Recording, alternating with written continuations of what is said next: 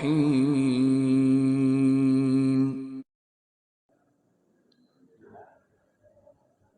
السلام عليكم ورحمة الله وبركاته.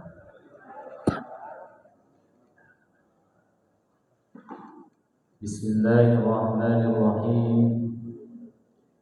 الحمد لله رب العالمين، والصلاة والسلام على أشرف الأنبياء والمرسلين سيدنا محمد وعلى آله وصحبه أجمعين. اللهم إنا نستهديك إلى أشد أمرنا وزدنا علما ينفعنا. وقد قال إمام المؤلف رحمه الله تعالى: ونفعنا به وببركات علومه في دارين آمين. باب جمع القرآن وترتيبه. Ini bab menyatakan tentang pengumpulan Al-Quran dan penertibannya. Yutlaqu jam'ul Quran wa yuradu bihi indal ulama ahadul ma'nayain. Dimutlakan pengumpulan Al-Quran yang dimaksud adalah menurut para ulama salah satu dari dua makna. Al-ma'na al-ula jam'uhu bima'na hifdhuhu. Makna yang pertama yang dimaksud dengan pengumpulan adalah penghafalannya. Al-ma'na tsani, makna yang kedua, jam'ul Quran bimana kitabatahu kulluh. Makna yang kedua adalah pengumpulan Al-Quran dengan makna penulisannya. Wallahu a'lam bishawab. Bapak Ibu jamaah Masjid Nurul Ittihad yang rahmat Allah Subhanahu wa taala, pagi hari ini kajian ulumul Quran masuk pada pembahasan tentang sejarah penulisan dan pembukuan Al-Quran. Ketika kita bicara tentang pembukuan Al-Quran, ada 3 periode yang mesti kita ketahui. Pertama, pada masa baginda Rasulullah SAW. Artinya bagaimana pengumpulan Al-Quran saat Nabi Muhammad SAW masih hidup. Yang kedua, sejarah pembukuan Al-Quran pada periode khilafahan Abu Bakar As-Siddiq. Dan yang ketiga, pembukuan Al-Quran pada masa Khalifah Utsman bin Affan. Itulah pembahasan penting ketika kita ingin mengetahui bagaimana Al-Quran ini dibukukan menjadi satu mushaf seperti yang kita perhatikan saat ini. Itu ada usaha-usaha para ulama membukukan Al-Quran sehingga kita saat ini sekarang nih enak. Kalau kita mau baca Al-Quran, tinggal membuka Al-Quran lembaran-lembarannya itu. Dulu ternyata zaman baginda Rasulullah SAW masih hidup, Al-Quran tidak seperti yang sekarang. Apalagi sekarang sudah ada harakatnya, sudah ada warnanya, ad wajibnya ada tandanya, ad jaiznya ada tandanya. Dulu boro-boro gundul. Quran berbentuk seperti sekarang aja nggak ada. Jadi sejarahnya pada masa Rasulullah SAW, di sini kata Man Al-Qattan dijelaskan yang dimaksud dengan jam'ul Quran, pengumpulan Al-Quran pada masa baginda Rasulullah SAW itu ada 2 makna. Makna yang pertama, pengumpulan Al-Quran yang dimaksud hifdhuhu, penghafalannya, menghafalnya. Jadi dulu para sahabat kalau mau membaca Al-Quran secara utuh dari surat Al-Fatihah sampai An-Nas, maka dia harus menghafalnya dulu. Harus menghafal. Kalau nggak menghafal, pengen baca dari surat Al-Fatihah sampai An-Nas, ya susah. Nggak ada Qur'annya. Dan memang pada masa Rasulullah Al-Quran tidak secara utuh ada, karena kan diturunkannya bertahap. Jadi Al-Quran itu diturunkan kepada baginda Rasul memakan waktu kurang lebih 22 tahun 2 bulan 22 hari, dan itu menjadi 2 periode Mekah dan periode Madinah. Periode Mekah memakan waktu kurang lebih 13 tahun, periode Madinah memakan waktu 10 tahun. Ketika Al-Quran itu turun kepada baginda Rasul kadang terburu-buru kepengen menghafalnya. Ditegur tuh sama Allah dalam surat Al-Qiyamah, la tuharrik bihi lisanaka lita'jala bih inna alaina jam'ahu wa qur'ana. Itu kata Allah, jangan terburu-buru lisanmu kau gerakkan untuk supaya kamu cepat hafal itu Al-Quran. Gitu kata Allah. Inna alaina jam'ahu wa qur'ana. Itu ada kalimat jam'ahu. Apa artinya jam'ahu? Artinya bagi Rasul yang Allah akan bertanggung jawab kepada wahai Muhammad bahwa Al-Quran itu akan cepat engkau hafal. Sekali malaikat Jibril mengucapkan kepada Nabi Muhammad, Allah sudah menjamin bahwa Al-Quran itu terhafal oleh baginda Rasul. Sekali doang Jibril mengatakan, inna anzalnahu fi lailatul qadr. Kemudian diikuti oleh Nabi Muhammad, itu langsung hafal dan nempel hafalannya. Sekali ucapin doang, itu bagi Nabi Muhammad. Kalau bagi kita udah baca berpuluh-puluh kali, hafal kadang ya. Kalau kita baca 40 kali nih, hafal tuh satu ayat. Nanti 1 jam berikutnya diucapin Nabi, udah lupa lagi. Itu kalau kita. Tapi enggak bagi Nabi Muhammad. Sekali malaikat Jibril mengucapkan itu kalimat ayat itu, Allah sudah menjamin inna alaina jam'ahu wa Qur'an. Fa idza qara'nahu fattabi Qur'ana. Apabila malaikat Jibril itu nanti membacakan ayat itu, ikutin aja. Jadi enggak usah terburu-buru. Makanya kita ini ngaji ulumul Qur'an juga enggak usah terburu-buru. Dan semua disiplin ilmu itu enggak usah terburu-buru, nyantai aja. Apalagi ini kan nggak ada ujiannya. Kalau di kampus ulumul Quran itu 14 kali pertemuan dan itu ada ujiannya. Setelah pertemuan ke-7, pertemuan ke-8 itu disebut UTS. Nanti setelah pertemuan ke-15 ada UAS. Ini kita nyantai aja, nggak usah pakai ujian ya. Menyantai aja. Nah, itu Allah sudah menjamin kepada Rasulullah bahwa Al-Quran itu sekali diucapkan oleh malaikat Jibril kepada Nabi Muhammad, Allah menjamin Nabi Muhammad hafal langsung. Faidza qara'nahu fattabi Qur'ana tsumma 'alaina bayana. Begitu juga, bukan hanya sekedar menghafalnya, Rasulullah itu sudah dijamin oleh Allah juga mengerti tentang Al-Quran itu, bisa menjelaskan kepada umat tentang Al-Quran itu Nabi Muhammad. Nah, ketika Nabi Muhammad SAW sudah menerima Al-Quran itu dari malaikat Jibril, langsung Nabi Muhammad sampaikan kepada umat, sampaikan kepada para sahabat.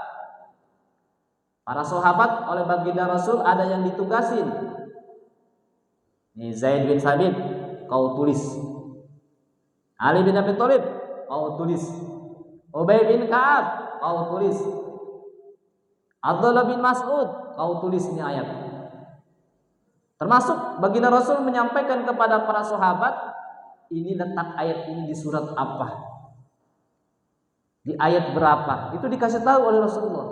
Sehingga ada para sahabat yang ditugaskan oleh baginda Rasul, selain mereka menghafalnya ketika menerima Al-Quran itu dari baginda Rasul, juga ada yang ditugaskan mencatatnya.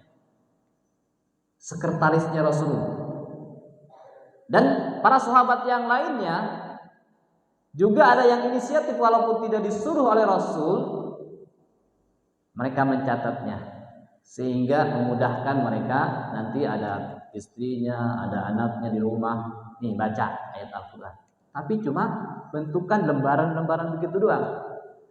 Dan bahkan banyak para sahabat itu yang kesulitan ini nulisnya pakai apa, nulisnya di mana, sehingga tak sedikit karena nggak ada kertas seperti zaman sekarang, itu banyak yang menuliskannya di daun-daun pelepah kurma, bahkan ada yang menuliskannya di tulang.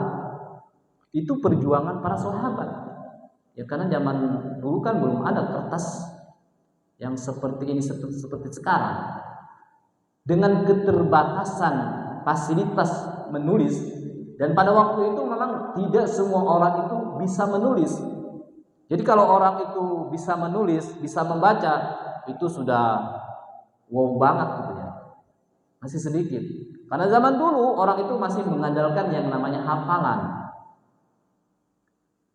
Yang namanya hafalan itu luar biasa, hafalan-hafalan orang Arab itu zaman dulu. Ya sekarang pun yang namanya hafalan orang Arab itu luar biasa. Kuat mereka itu. Itulah yang dimaksud dengan apa yang dimaksud dengan pengumpulan Al-Quran pada zaman Rasul. Ada dua makna. Satu, para sahabat menghafalnya. Banyak para sahabat yang hafal secara keseluruhan Al-Quran itu, walaupun mereka menghafalnya itu betul-betul dari lisannya Rasul langsung. Bukan seperti kita zaman sekarang melihat dulu mushaf Al-Quran baru kita hafal, bukan. Tapi dulu para sahabat kalau mau menghafal Al-Quran, dia langsung dari lisannya Rasulullah SAW. Itu makna yang dimaksud dengan pengumpulan Al-Quran. Yang kedua, tentu pengumpulan Al-Quran zaman Rasul itu bermakna penulisannya. Walaupun penulisannya itu hanya sebatas di pelepah kurma, hanya sebatas di dedaunan, hanya sebatas di tulang-tulang hewan. Itu ada tuh, dan itu tidak terkumpul dalam satu tempat. Sahabat ini punya tulisan surat Al-Baqarah, sahabat ini punya tulisan surat An-Nisa, sahabat ini punya tulisan surat An-Nisa ayat sekian. Terpencar di mana-mana itu tulisan. Itulah zaman Rasul. Sehingga betul-betul kalau mau membaca Al-Quran di zaman Rasulullah itu mengandalkan hafalan. Dan ada orang yang mengatakan sesuatu yang tidak ada zaman Rasul, ada zaman sekarang, itu termasuk bid'ah. Ini Al-Quran menurut bid'ah ini. Kira-kira nih bapak-bapak mau nggak Al-Quran dikembalikan ke zaman Rasul supaya nggak dikata bid'ah? Mau nggak? Qurannya di lembaran-lembaran terpencar gitu, mau nggak kira-kira? Yo, kita akan boro-boro seperti itu. Al-Quran sudah 1 jilid begitu aja, bacanya masih malas. Kalau dulu sahabat luar biasa. Itulah zaman Rasul. Al-Quran hanya terbatas pada tulisan-tulisan yang terpencar-pencar. Zaman Rasul. Kenapa zaman Rasulullah SAW Al-Quran tidak dibukukan seperti halnya zaman sekarang? Satu alasannya, karena memang Al-Quran itu belum selesai diturunkan secara utuh. Al-Quran diturunkan secara berangsur-angsur. Dan Al-Quran diturunkan bukan berdasarkan urutan Al-Quran, tapi berdasarkan kronologis yang terjadi pada masa Rasulullah SAW. Itu pertama. Yang kedua, kenapa Al-Quran belum dikumpulkan secara satu mushaf seperti zaman sekarang? Karena memang umat pada waktu itu belum butuh kepada Al-Quran yang satu mushaf itu. Mereka banyak yang hafal, penuh hafalannya. Dan yang ketiga, kenapa Al-Quran belum dibukukan seperti zaman sekarang nih, pada zaman Rasul? Karena memungkinkan ada ayat yang dimansuh, diamandemen, tidak jadi. Itu banyak. Seperti ayat tentang, ayatnya sih sudah dihapus, tapi hukumnya masih ada. Dulu itu ada ayat yang berbunyi as-saykh wa saykhani wa saykhati idza zanaya fadbiru. Aki-aki dan nenek-nenek apabila dia berzina maka diranjamlah. Aki-aki dan nenek-nenek itu ada ayatnya seperti itu dulu. Hukumnya sekarang masih ada, tapi ayatnya sudah dimansuh, sudah dihapus, tidak dituliskan di dalam Al-Quran. Dulunya ada, dan Rasul ngasih tahu kalau ayat-ayat ada yang dimansuh. Dan sekarang pun ada juga ayat yang hukumnya dimansuh, tapi ayatnya masih ada. Itu ada. Tapi supaya tidak melebar kemana-mana, kalau bicara tentang nasih mansuh nanti di depan secara lengkap ada penjelasannya. Kita kan masih baru pada bab pembukuan pada pagi hari ini. Nanti ada nasih mansuh, ada mutlak muqayyad nanti ada. Itu banyak, nanti itu termasuk kepada pembahasan yang sifatnya sesuatu hal-hal yang dibutuhkan, kaidah-kaidah yang dibutuhkan oleh seorang mufassir. Nanti kita ketemu. Kita kembali, alasan kenapa zaman Rasulullah Al-Quran tidak dibukukan, karena masih memungkinkan ada ayat yang dinasih, yang dimansuh.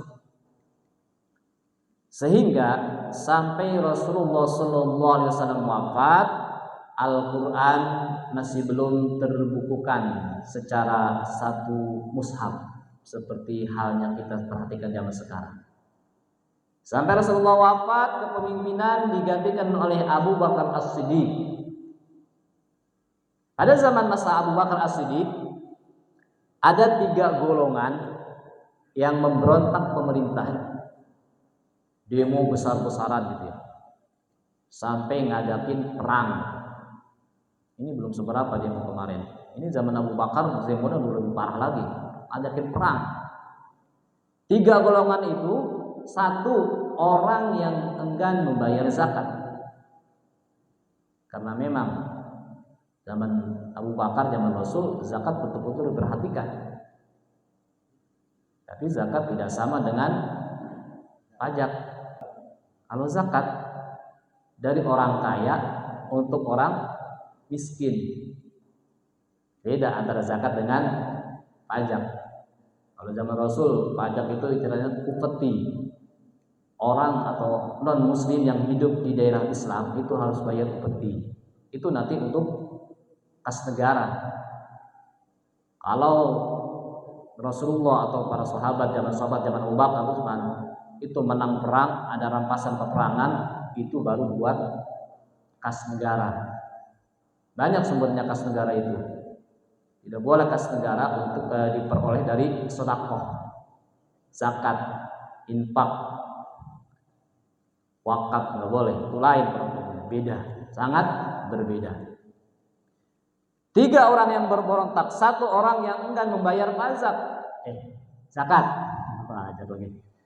Orang yang enggan membayar zakat itu, karena Rasulullah sudah wafat sehingga mereka merasa, wah ini nggak ada Rasul ini, udah kayak zakat udah nggak wajib nih. Mereka memberontak. Yang kedua, orang yang memberontak pada zaman Rasul, pada zaman Abu Bakar As-Siddiq itu adalah orang yang murtad. Tak sedikit orang yang murtad itu, banyak itu. Ketika Rasulullah sudah wafat, mereka murtad. Wah, Rasul udah nggak ada, Islam udah hangus kayak. Udah mereka masuk Kristen lagi. Mereka masuk agama sebelum mereka. Kemudian yang ketiga, pada zaman Abu Bakar itu orang yang berontak itu adalah orang yang ngaku menjadi nabi. Salah satunya adalah Musailamah al-Kazzab. Sehingga pemberontakan itu dipimpin oleh Muslim Al-Kadzdzab, menimbulkan peperangan yang disebut dengan Perang Yamamah. Perang Yamamah itu zaman Abu Bakar di masa pemerintahannya. Perang Yamamah itu luar biasa. Ada dari Islam, dari Abu Bakar. Abu Bakar memilih dari panglima perangnya itu Khalid bin Walid. Khalid bin Walid itu sebetulnya pimpinan perang dari orang kafir Quraisy pada waktu itu pada saat perang Uhud. Jadi perang Uhud itu yang notabene umat Islam itu terpencar-pencar kalah dalam perang Uhud, itu pimpinan perangnya dari orang kafir Quraisy itu adalah Khalid bin Walid. Strategi perangnya ini sangat luar biasa. Khalid bin Walid itu melawan umat muslim sehingga umat muslim kalah dalam peperangan Uhud. Sampai-sampai ada pamannya baginda Rasul yang bernama Hamzah. Hamzah itu dibelah dadanya, kemudian diambil hatinya, dikasihkan ke Hindun, istrinya. Siapa tuh istrinya? Abu Sufyan. Kasihkan tuh. Dadanya dibelah, kemudian diambil hatinya, dimakan. Itu luar biasa. Itu dibelahnya itu oleh seorang budak yang bernama Wahsy. Wahsy itu dia ketika perang Uhud yang dia cari hanya satu orang. Dia kan pintar manah gitu ya. Pintar manah. Wah ini ya siapa nih? Pimpinan perangnya, orang yang berwibawa nih. Hamzah. Dia incer tuh dari kejauhan. Dipanah tuh oleh Wahsy sehingga Hamzah meninggal dunia. Makanya kalau kita ke Jabal Uhud tuh waktu tahun 2013 saat saya haji itu belum ada itu masjid. Sekarang itu di Uhud itu ada masjid besar namanya Masjid Hamzah bin Abdul Muthalib. Itu karena memang pamannya Nabi yang sangat dicintai oleh Nabi yang berjuang melawan kafir Quraisy membantu Rasulullah, itulah Hamzah, pamannya Nabi. Meninggal pada saat perang Uhud dan meninggalnya itu sangat mengerikan. Ditusuk, dipanah, kemudian dibelek dadanya, diambil hatinya, dimakan hatinya. Itu luar biasa. Nah, jadi perang Uhud itu dari kalangan kafir Quraisy dipimpin oleh Khalid bin Walid. Saat itu belum masuk Islam. Dan ada orang dari orang kafirnya itu, seorang budak hamba sahaya bernama Wahsy itu membunuh Hamzah pamannya Nabi. Sehingga Nabi kalau lihat Wahsy itu, Wahsy kamu menjauh aja. Kalau saya melihat kamu, saya ingat paman saya. Jadi sedih. Kamu duduknya di belakang aja. Gitu kata Rasulullah. Ya, karena kan Wahsy ternyata setelah dia menang membunuh Hamzah itu dikasih hadiah oleh tuannya merdeka. Itu Wahsy. Tapi ketika Wahsy itu sudah merdeka, dia mikir, nah kok saya kan ini udah merdeka, seharusnya kan saya dihormati seperti orang-orang yang lainnya dihormati. Tapi dia enggak, ternyata diperlakukan sama juga seperti budak walaupun sudah tidak budak lagi karena dia berhasil menusuk Hamzah. Nah, akhirnya Wahsy memeluk agama Islam. Di Islam ternyata Bilal bin Rabah yang dulunya seorang budak, kemudian setelah masuk Islam diperlakukan seperti sahabat-sahabat yang lainnya. Sama, enggak ada kasta-kasta di dalam Islam. Termasuk ternyata pimpinan perang pada saat perang Uhud dari kafir Quraisy itu yang namanya Khalid bin Walid, juga pada ujungnya beliau memeluk agama Islam. Sehingga dua orang yang terpengaruh dari kafir itu pada saat perang Uhud ikut juga perang Yamamah. Tapi sekarang berbalik. Ketika perang Yamamah, Khalid bin Walid dipilih oleh Abu Bakar sebagai panglima dari kalangan muslim. Juga di dalamnya ada Sayyidina Wahsy yang ikut perang pada perang Yamamah itu. Tapi Khalid bin Walid Wahsy itu sudah dari kalangan muslim. Berbeda ketika perang Uhud, Khalid bin Walid pimpinan perang tapi dari kafir. Wahsy juga ikut pada perang Uhud tapi melawan muslim.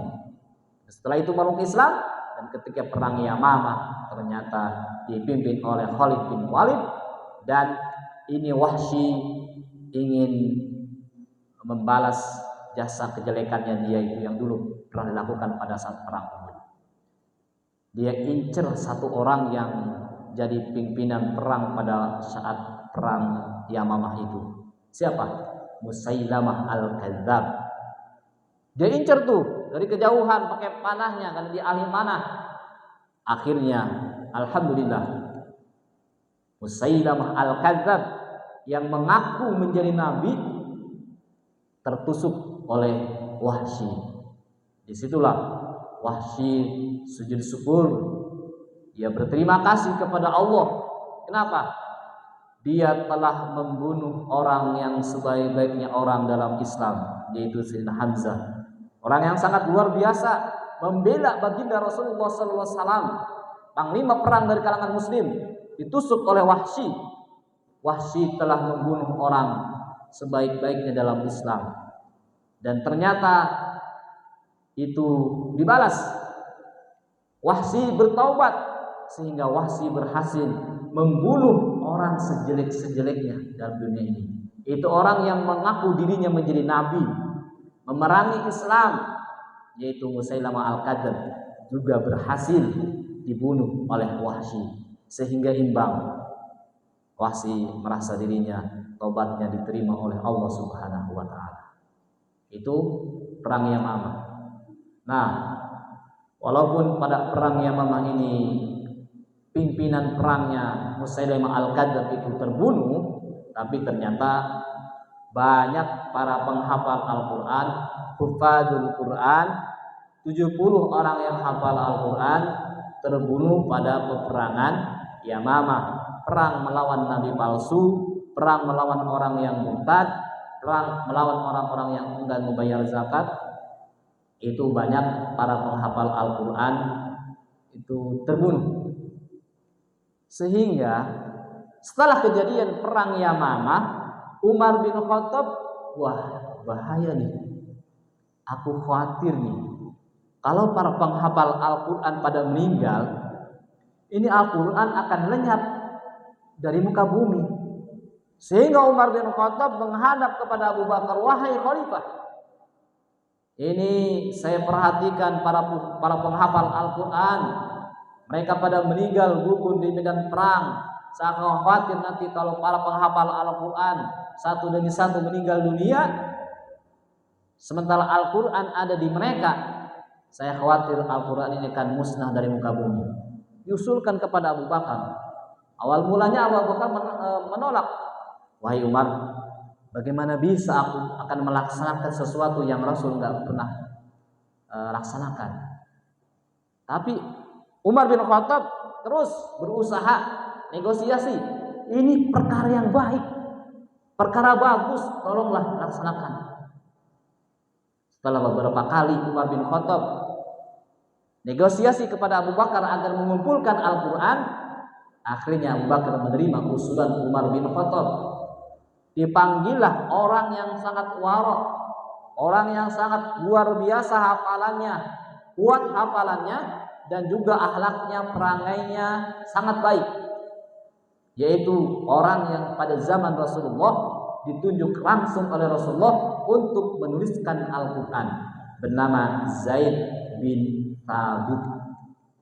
Jadi Zaid itu ada Zaid bin Harisa, ada Zaid bin Sabit. Ini Zaid bin Sabit diperintahkan oleh Abu Bakar agar Zaid bin Sabit ini menuliskan Al-Quran, membukukan Al-Quran pada satu mushaf. Tapi Zaid bin Sabit awalnya menolak. Andai aku diperintahkan dua perkara, satu mengumpulkan Al-Quran, satu memindahkan gunung, aku lebih baik memindahkan gunung. Itu kata Zaid bin Sabit.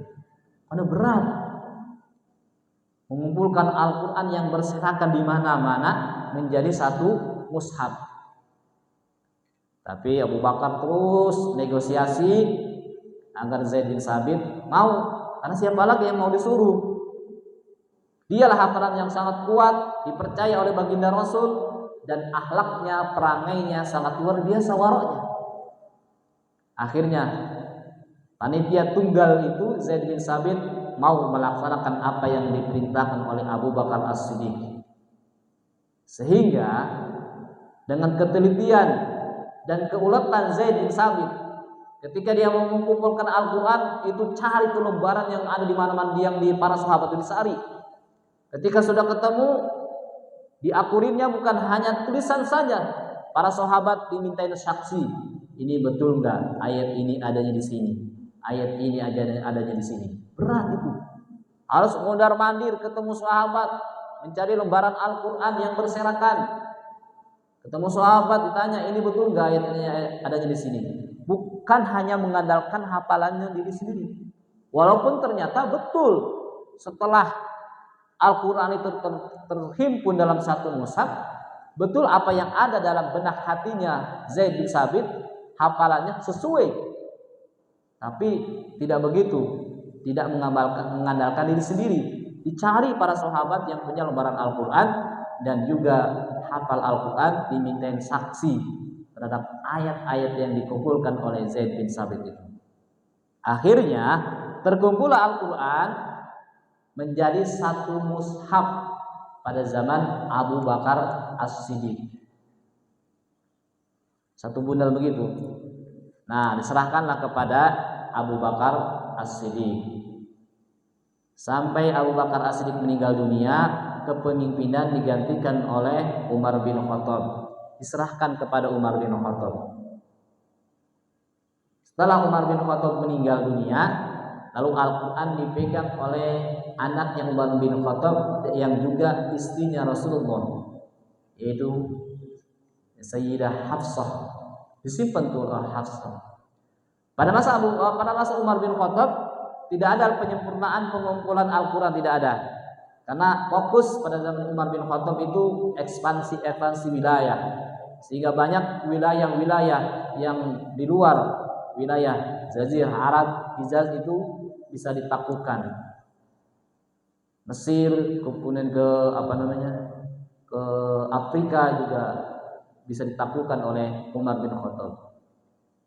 Nah, baru pada zaman Utsman bin Affan, karena pemerintahan sudah mulai kuat, artinya Islam sudah tersebar kemana-mana, bukan hanya Jazirah Arab itu doang. Luar Arab, Hijaz itu juga sudah banyak orang-orang sudah memeluk agama Islam. Luas wilayah Islam pada zaman Utsman bin Affan. Akan tetapi apa yang terjadi? Ternyata karena Al-Quran baru satu dan itu pun disimpan di rumahnya Hafsah.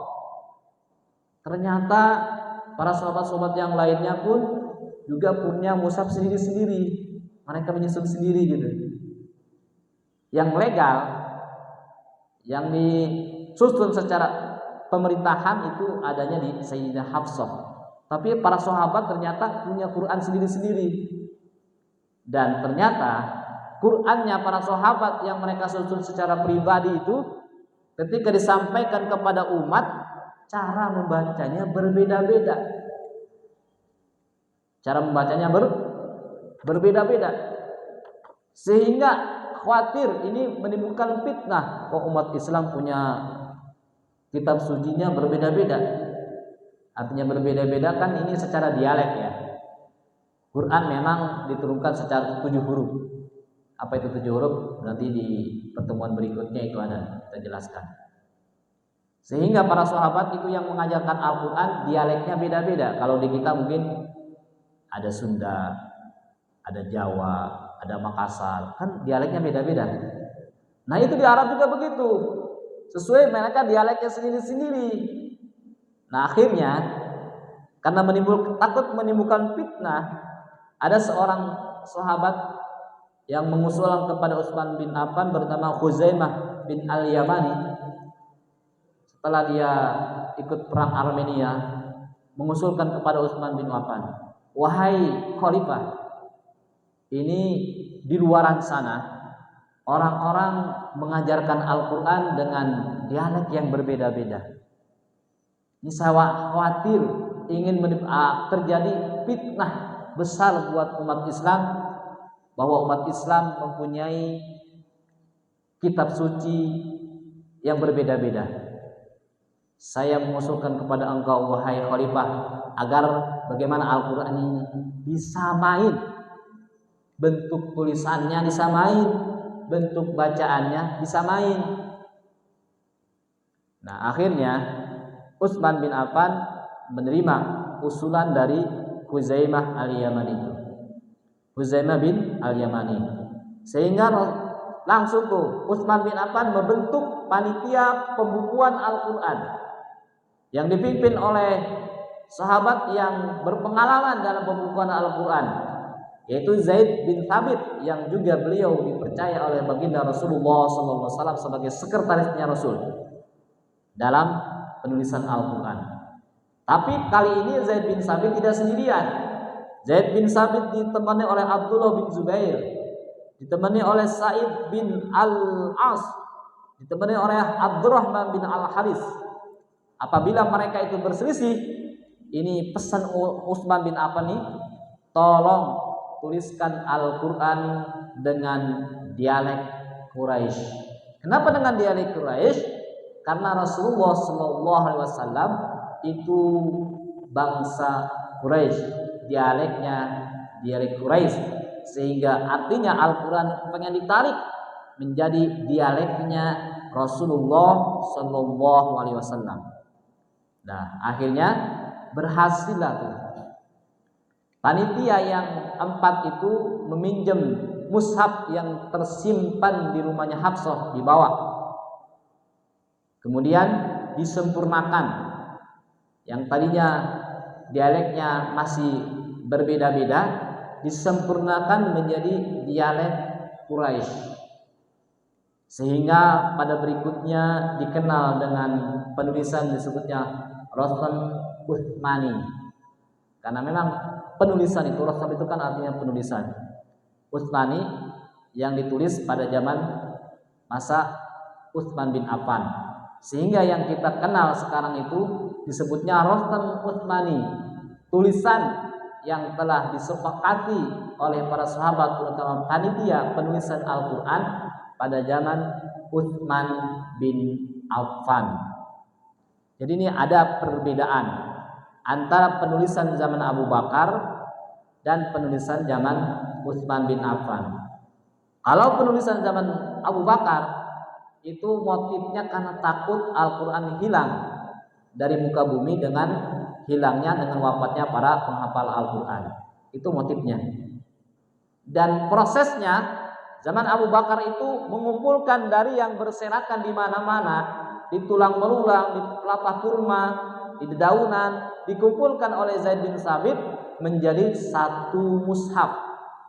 Walaupun ternyata di dalamnya ditemukan masih banyak dialek yang dimasukkan kepada Al-Quran itu. Sehingga pada zaman Utsman bin Affan motifnya untuk mempersatukan umat, cara membacanya menjadi satu dengan dialek Quraisy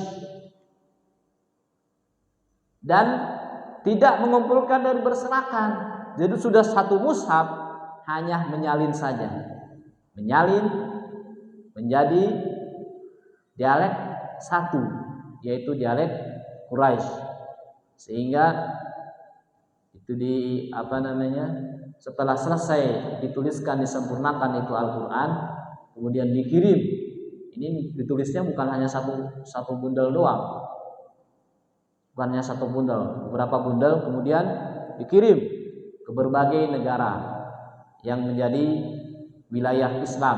Dan Utsman bin Affan berpesan kepada orang-orang, kalau kamu masih punya mushaf Al-Quran yang punya kamu sendiri, tolong dibakar. Pakai yang terbaru ini. Yang terbaru ini sudah menjadi kesepakatan para sahabat dan mereka sangat kredibel dalam bidangnya. Dan ini sudah disempurnakan.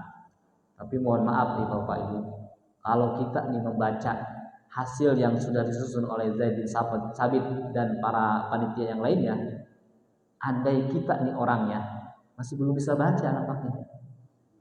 Ngasih. Boro gundul. Lebih dari gundul. Kalau mungkin kita menemukan kitab ini kan namanya kitab gundul. Artinya gundul zaman sekarang nggak ada harokatnya. Ini bukan hanya gundul. Boro harokat, titik aja belum ada. Itu yang disebut sudah sempurna pada saat itu. Dan orang Arab sudah bisa bacanya itu. Ketika selesai dituliskan oleh Zaid bin Thabit dan 3 panitia yang lainnya, udah sempurna dikatakan waktu itu. Tapi kalau disodorkan kepada kita yang dulu disempurnakan oleh Zaid bin Thabit, nampak kita belum bisa baca, masih bingung. Kayak kita ngelihat huruf itu huruf Jawa, kan di Maliboro tuh suka ada baca tulisan tuh, kayak ular begitu ya. Itu bisa baca nggak kita? Nggak bisa. Tapi orang-orang Jawa yang zaman dulu mungkin bisa itu. Kalau kayak kita melihat tulisan orang Cina, Mandarin, kayak ular-ular begitu, kan nggak bisa baca. Tapi mereka bisa. Nah, sama halnya dengan orang Arab pada waktu itu. Ketika Al-Quran sudah disempurnakan dan sudah menjadi satu dialeknya dari Quraisy, bagi kita mungkin belum bisa baca. Tapi bagi orang Arab pada waktu itu, orang Quraisy dan orang-orang Arab yang lain sudah bisa baca. Nah, sehingga kapan tuh Al-Quran menjadi seperti sekarang? Dan setelah masa Ali bin Abi Thalib itu masih banyak perbaikan atau penyempurnaan dari Al-Quran itu. Tahu tuh bahwa Al-Quran itu, jadi para sahabat setelah Ali bin Abi Thalib itu tahu bahwa Al-Quran itu akan sampai ke Indonesia, sehingga mereka masih berusaha memperbaiki Al-Quran. Sehingga ada seorang yang bernama Abul Aswad Abu Ali. Jadi kisahnya itu mereka melihat ada orang membaca salah dalam harokatnya, yang tadinya seharusnya ba dibaca ti, kemudian yang tadinya ja dibaca ha, kan nggak ada titiknya. Artinya Abul Aswad Abu Ali berhasil membedakan antara huruf ha dengan kho dengan jim, membedakan antara ta dengan ba. Kalau ta itu titiknya di atas 2, kalau ba titiknya 1 di bawah. Kalau ha nggak ada titiknya, kalau kho 1 titiknya di atas, kalau jim 1 titiknya di bawah. Itu Abul Aswad Adwani. Terus setelah itu belum ada harokatnya, dan harokat disempurnakan oleh Al-Khalil bin Ahmad Al-Farahidi. Mereka memberikan syakal. Kalau kasroh ada garis di bawah, kalau dibacanya i, kalau dibacanya u ada bunderan di atasnya, kalau dibacanya a ada garis di atasnya. Itu jauh setelah masa Ali bin Abi Thalib. Itulah kira-kira sejarah pembukuan Al-Quran. Jadi kita harus berterima kasih kepada Umar bin Khattab, kepada Abu Bakar, pada Zaid bin Thabit dan yang lainnya.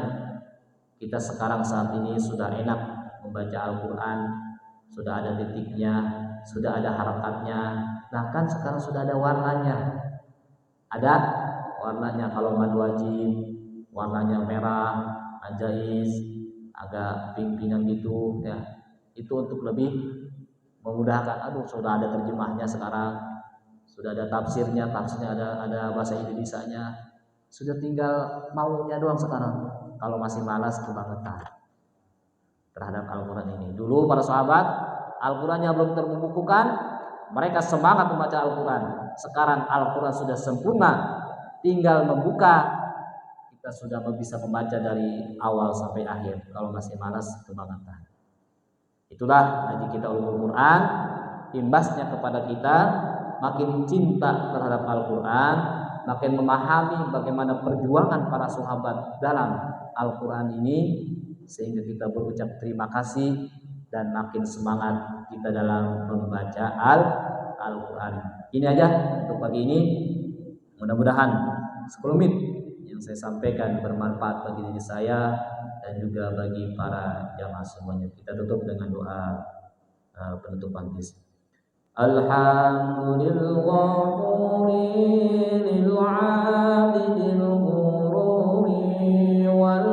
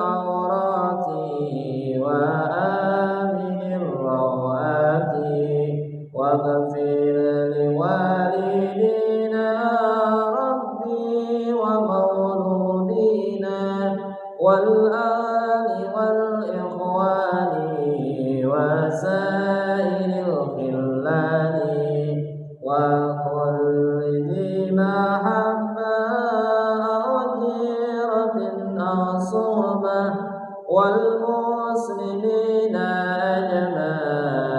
أجمعين ربي يسمع فضلا وجودا من نال باكتساب منا بالمصطفى الرسول نهضى بكل سول بالمصطفى الرسول نهضى بكل سول بالمصطفى الرسول نهضى بكل سول صلى وسلم ربي عليه عند الحب وآله وصحبه عداد تشفي الصحب والحمد لله في المال